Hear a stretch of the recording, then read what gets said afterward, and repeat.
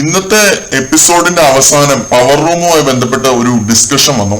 അതില് ടണൽ ടീമിൽ നിന്ന് യമുന റാണിക്ക് പവർ ടീമിൽ കയറണം എന്നുണ്ടായിരുന്നു വീണ്ടും.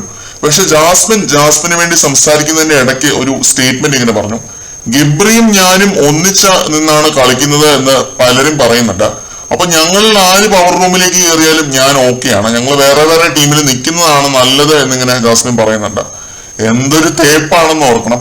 തേച്ചില്ലേ പെണ്ണെ തേച്ചില്ലേ പെണ്ണെ തേപ്പ് പെട്ടി പോലെ വന്നിട്ടല്ലേ തേച്ചിട്ട് പോയില്ലേ പെണ്ണെ.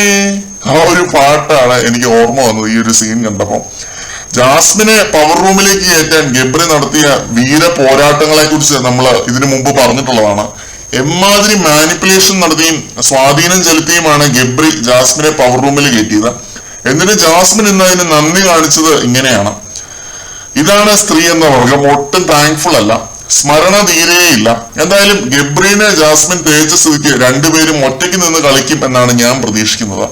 അത് ഞാൻ പറയാൻ മറ്റൊരു കാര്യം, ലാലേട്ടൻ പോയി കഴിഞ്ഞാൽ നമ്മുടെ ഗബ്രി മോൻ ഫുഡൊന്നും കഴിക്കാതെ ഒരു നിരാഹാര സമരം കിടക്കുന്നുണ്ട്. എന്റെ മോനെ കരഞ്ഞു പോകും ഗബ്രിയുടെ കിടപ്പ് കണ്ടാല്. ജാസ്മിൻ ആണെങ്കിൽ ഒരു ഉളുപ്പും ഇല്ലാതെ ഗബ്രി പ്ലീസ് മോനെ ഫുഡ് കഴിക്കുക, ഞാൻ വേണം നിനക്ക് വാരിത്തരാം എന്നൊക്കെ പറയുന്നുണ്ട്. ജാസ്മിൻ എത്ര വിളിച്ചിട്ടും ഗബ്രി ഫുഡ് കഴിക്കാൻ പോയില്ല. എന്റെ വയറ് നിറഞ്ഞു എന്ന് പറഞ്ഞാണ് അവിടെ കിടക്കുന്നത്.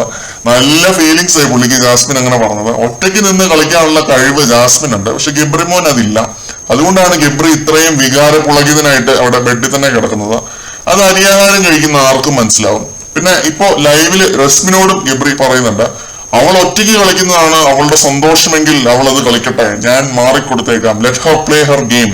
പുറത്ത് നെഗറ്റീവ് ആണെന്ന് മനസ്സിലാക്കി ജാസ്മിൻ ഗെയിം ചേഞ്ച് ചെയ്തു എന്ന രീതിയിലാണ് ഗബ്രി സംസാരിക്കുന്നത്. അവൾക്കിപ്പോ ഉള്ള ഫയർ അത് നല്ലതാ എന്നൊക്കെ പറയുന്നുണ്ട് ഗബ്രി ഇനി ഒരു ദേവദാസ് ഗെയിം കളിക്കാനുള്ള ശ്രമമാണ് എന്ന് തോന്നുന്നു. ജാസ്മിനുമായിട്ട് ഉടനെ മറ്റൊരു അടി പൊട്ടുന്നത് നമുക്ക് കാണാൻ സാധിക്കും, നല്ല രീതിയിലൊരു വാഗ്വാദം പൊട്ടുന്നത് കാണാൻ സാധിക്കും. പക്ഷെ ഇവരെ മൊത്തത്തിൽ അങ്ങ് വിശ്വസിക്കാനും പറ്റുന്നില്ല, കാരണം ഇത് വെറും ഒരു സൗന്ദര്യപ്പിണക്കം ആവാനുള്ള സാധ്യതയുണ്ട്.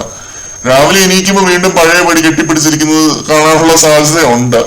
അതും തള്ളിക്കളയുന്നില്ല. പക്ഷെ ഈ പറഞ്ഞ പോലെ രണ്ടുപേരുടെയും ബന്ധത്തിൽ ഒരു മേജർ വിള്ളല് ഇന്ന് വീണിട്ടുണ്ട് ജാസ്മിൻ അങ്ങനെ ഒരു സ്റ്റേറ്റ്മെന്റ് പറഞ്ഞതിന് ശേഷം. അത് ഗബ്രിക്ക് ഫീൽ ആയിട്ടുമുണ്ട്. നമുക്ക് നോക്കാം ഇനി ഇവരുടെ ഒരു ബന്ധം എങ്ങനെ മുന്നോട്ട് പോകുമെന്ന്.